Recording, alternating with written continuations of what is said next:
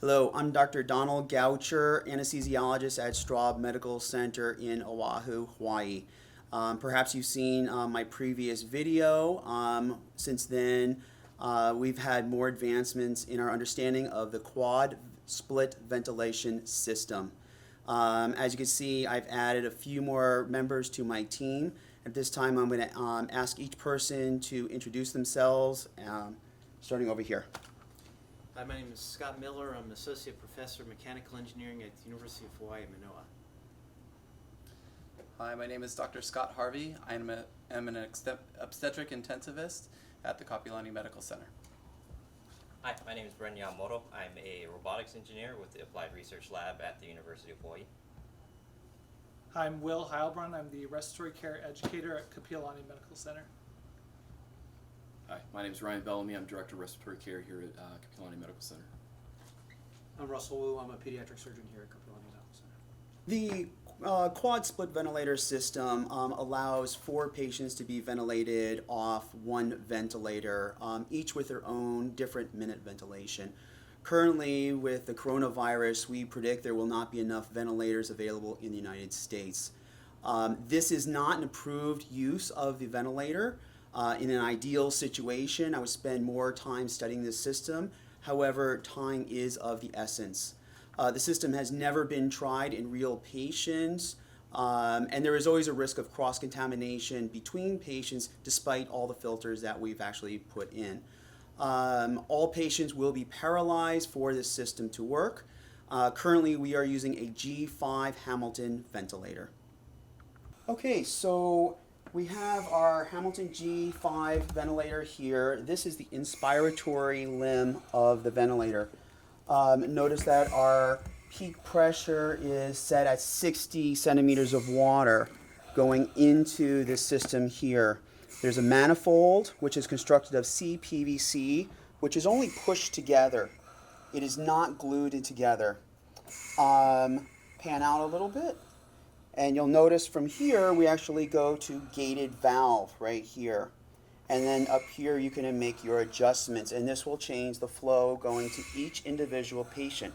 Notice we have patient A, B, C, and D right here. From here, the inspiration goes to each patient. So if we pan out just a little bit and we look at patient A right here, and the inspiration goes through a biofilter right here, which then goes to patient A here. Pan out just a little bit, and we can see then we have our expiratory limb here. We have our flow sensor carrying data back to the ventilator, and we have our end tidal CO2 right here. To make this a very real situation, we have an endotracheal tube here going to a model lung. We're using an anesthesia adult size bag as our model lung. This here is a humidifier and also biofilter. Pan out. From here we have our expiratory limb, which is coming along, and it's going over here to our expiratory circuit. Pan out a little bit. Notice here there's a biofilter. And then from here, the biofilter goes to a one-way valve. The one-way valve happens to have a PEEP valve attached here.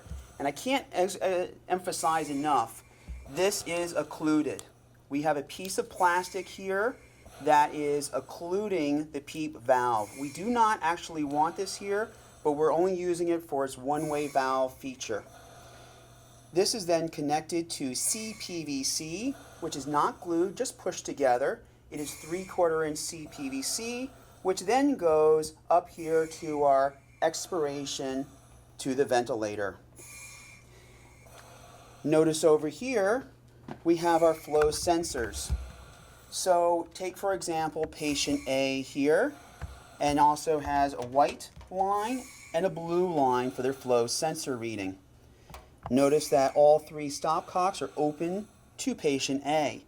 This will then give us a reading on the ventilator. When it goes to the ventilator, it's then converted into tidal volume and peak inspiratory pressure, which we can then use to monitor the patient. If perhaps we wanted to look at patient B, we turn both stopcocks at the same time, and now it's open to patient B. On the blue and white, the data then goes back to the patient, and up here we can see patient B has a tidal volume of 334 with a peak airway pressure of 21. If we go back to our patient over here, we notice that this is our end tidal CO2. The end tidal CO2 can then go to a series of stopcocks right over here. Each patient we can then monitor their end tidal CO2 individually by turning the stopcocks. This then would be attached to a monitor up there. Turn that for so we see the side of it. So it just plugs in right there. Most hospitals probably will not have enough of these bricks, so it will be important to actually have the three-way stopcocks to change in between patients. In a pandemic situation, we may need to treat 4 different patients on the same ventilator. By changing the peak inspiratory pressure as well as the flows for each individualized patient, we're able to individualize our tidal volumes to each patient that's going to be connected to this one ventilator. So if you can see up on the ventilator, we have a patient A being monitored with a tidal volume of 524 and a minute ventilation of 7.9 liters per minute and a peak pressure of 26. If I were to turn this dial slightly, I'm going to reduce the amount of peak inspiratory pressure and flow to patient A, and you can see how we've had a reduction of the tidal volume to 490 with a relatively similar minute ventilation of 7.7 liters per minute with a peak pressure of 25. So in this mode of ventilation, we have several items that are needs to be the same between all the patients, and we have some of them that we are able to make individualized per patient. So what are the similarities? Number one is the mode of ventilation. For this situation is going to be pressure controlled ventilation, continuous mandatory ventilation, inspiratory time, respiratory rate, I to E ratio, positive end expiratory pressure, and the fraction of inspired oxygen. The things that we're able to tailor differently for these patients is peak inspiratory pressure, flow rate. That's going to change your tidal volume based on the driving pressure from those values. In this laboratory simulation, we had 4 patients. Each patient required a different minute ventilation as well as goal tidal volume. These patients also had a different lung compliance, which we were able to capture by using anesthesia bags, 1 pediatric, 1 adult. Patient A requires a minute ventilation of 3,150 milliliters per minute with a goal tidal volume of 175 milliliters based on his or her height. The initial lung compliance was 0.02, and with changing the inspiratory pressures and flows, we were able to match the ideal tidal volume, as you can see with the measured tidal volume of 170 milliliters per breath. On the same circuit and also being ventilated, patients B, C, and D had the similar results. By changing the peak pressures, we were able to achieve ideal tidal volumes for those individuals, even with a different lung compliance. As this is a dynamic and changing disease, patients' lung compliance might get better or might get worse. On the bottom portion of this table, you can see the altered lung compliance, where patient A went from a compliance of 0.02 to 0.05. However, we were still able to achieve the measured and ideal tidal volume of 160 milliliters by just changing the peak inspiratory pressure. While on the same ventilator and dialing in the other patients who had different lung compliances, we were able to maintain their measured tidal volume to be equal to their goal tidal volume in this situation. So here we have a simple gate valve from the hardware store, so easily available. So one of the key features to the design are these gate valves, which control the flow to the different limbs here. So as described before, we have the flow that's split to the 4 different limbs of the system, and that's how the flow is controlled manually here. And so we have our dials here, so for A, B, C, and D, these dials are not calibrated for pressure or volume for a couple different reasons. So one, any small change in the the gate here will result in a nonlinear change in the flow to the limb that it's associated to. Another one is that any big change in the system will result in a small change to the patient of importance here. So because these gates are closed down so much, for full flow and pressure, you can see the opening there is very small. So these gates actually offer a lot of resistance. So for any big change in the system, will result in only a very small change to the limb. We're going to go over the general settings for the Hamilton G5 for this current setup.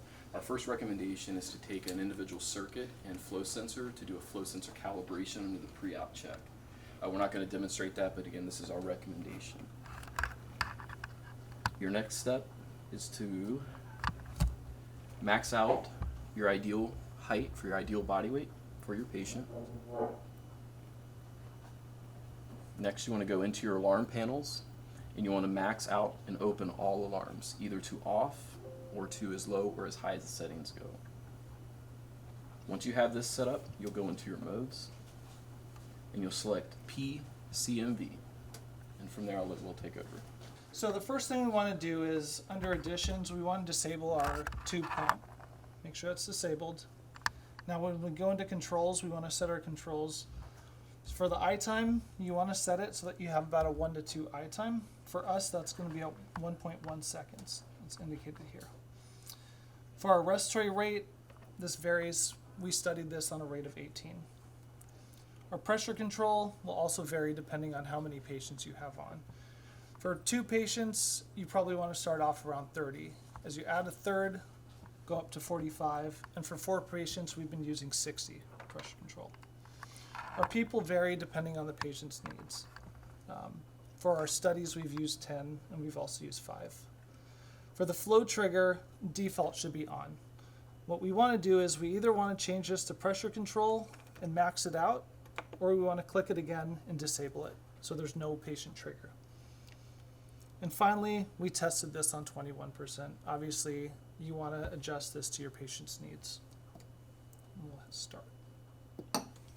So when we start the ventilator up, we're going to get a disconnect alarm. And that's because what we're putting in, we're telling the vent to give 60, and then we're only reading back about 20. So you'll just need to silence the alarm for this. Now for safety reasons, we want to make sure that when we're not monitoring the patients, we turn the flow sensors to the off position. And your patients will still be ventilating the same and receiving the same volumes even with it turned off.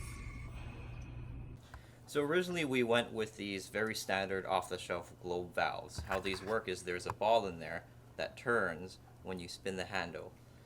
The reason that these systems don't work, here's a similar example, is that it doesn't give the operator enough control authority because it's only a 90-degree turn from fully off to fully on. That's the reason we ended up going with those plunging gate valves that Dr. Miller was demonstrating.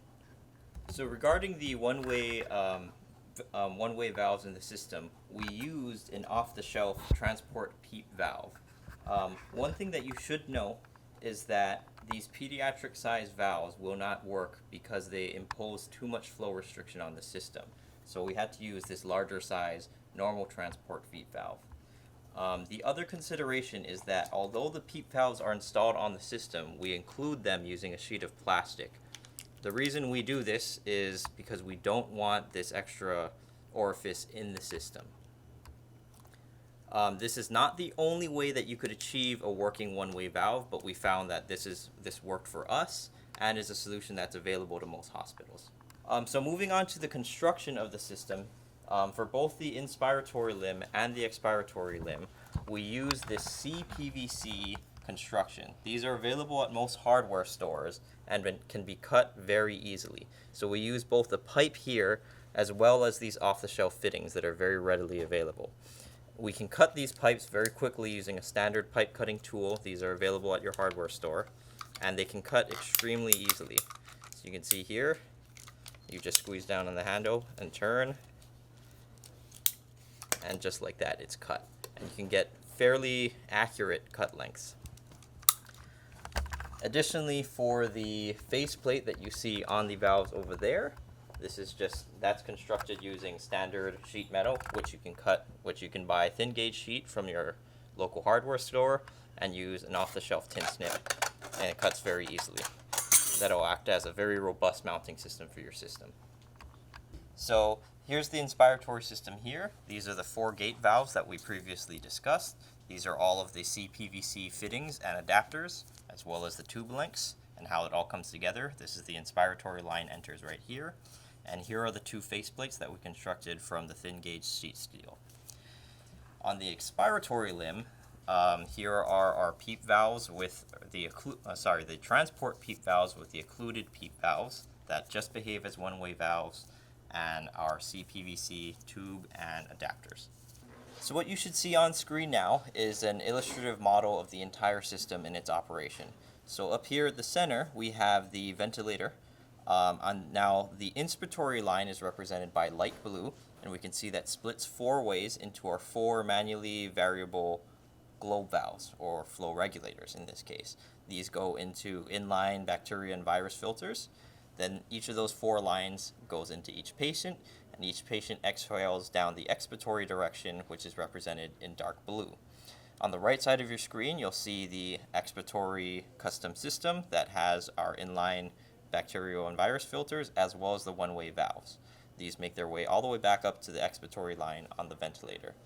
You can also see that we have our pressure and volume sensing manifolds. Those are the lighter or thinner magenta and green lines, as well as our independent end-tidal CO2 monitor represented with the thin yellow lines. Now what you should see on your screen is a electrical lump parameter model of the exact same system. This is just to give us some model level understanding of how the system reacts to different inputs. So you can see what happens in the inspiratory line. The ventilator delivers pressure into and through the variable flow regulators, then into our patient lung model, which is represented by a resistor and a capacitor, and exits through the one-way valve, which we represent using a diode. Then in the expiratory line, the switch down there at the bottom opens, allowing this capacitor to discharge to the one-way valves, and remember the capacitor represents the patient's lung system, down into the atmospheric pressure, or electrical ground in this case. My name is A. Zachary Trimble. I'm an associate professor at the University of Hawaii in the Department of Mechanical Engineering, and my specialty is in design and precision machine design. The current prototype uses anesthesia bags to replicate a human lung. And so we need to ensure that that model to some extent matches what we expect to see in a human lung, and more important, what we expect to see in a ARDS human lung. So to do that, we did an experiment on each of these bags. We connected each of the anesthesia bags to a pressure manometer and to a 50 cc syringe with a manifold with valves in it. We inflated the bags to a residual pressure of 6 centimeters of water, and then we added a known volume of air in 50 milliliter increments to the 3-liter anesthesia bag and 25 milliliter increments to the 2-liter pediatric anesthesia bag. We measured the pressure, the static pressure, after each addition of volume. What is plotted before you is the added volume as a function of the pressure. The upper green line represents the data that was taken for the 3-liter anesthesia bag. The lower line is for the 2-liter pediatric anesthesia bag. The relationship between volume and pressure is the compliance of the lung. That is to say, liters per centimeter of water. So using a trend fit, we fit a line to each of those data sets and are able to find that the compliance of a 3-liter anesthesia bag is 0.05 liters per centimeter of water, and the compliance of a 2-liter pediatric anesthesia bag is 0.02 liters per centimeter of water. An average human lung ranges between 0.1 and 0.2 liters per centimeter of water. Thus, each of these bags represents a less compliant or stiffer lung and is a decent representation of the ARDS lung. Patient safety is, of course, of critical importance in any proposed shared ventilator system. We've been trying to develop a model to predict and understand how the flow dynamics and support dynamics works in this system. In particular, we want to know what happens when an acute adverse event occurs to one or more patients, such as an abrupt endotracheal tube occlusion or extubation. So we're going to model and demonstrate kind of a worst case scenario. So I'm going to ask the team to, at one time, occlude 3 of the endotracheal tubes, and we're going to only leave open the one monitored patient and see what happens to that patient. So are you guys ready? Okay, let's zoom in on the monitor of the patient who will not have the adverse event, and the guys are going to now occlude the 3 endotracheal tubes now.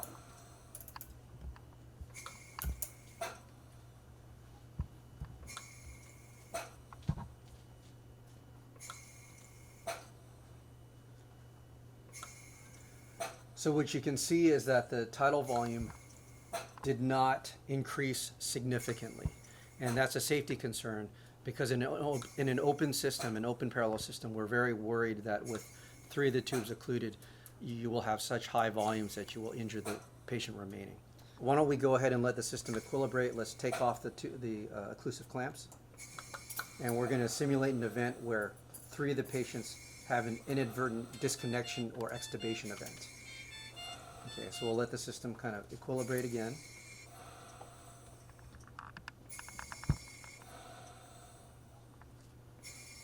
Okay, so now we're going to ask for the 3 patients to be disconnected right now.